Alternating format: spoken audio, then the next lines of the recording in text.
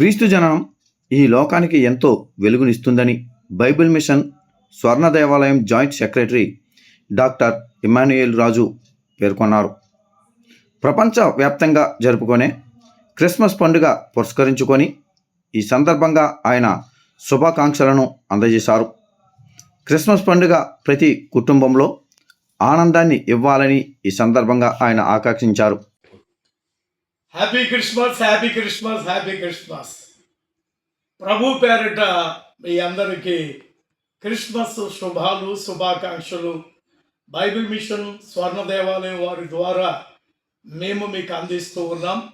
ఆ ప్రభు యొక్క కృప ద్వారా మీరు దేవుని యొక్క ప్రేమ ద్వారా సంతోషంగా, ఆనందంగా జీవిస్తున్నారని మేము సంతోషిస్తూ ఉన్నాము.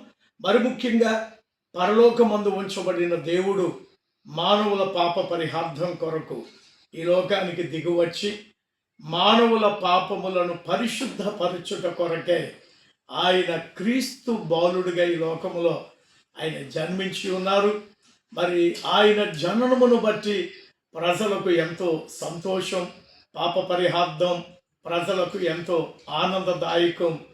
ప్రజలందరూ ఆయన ప్రేమలో సాగిపోవాలని ఈ క్రిస్మస్ ద్వారా తెలియపరుస్తూ మీ అందరికీ క్రిస్మస్ శుభాకాంక్షలు తెలియజేస్తున్నాను.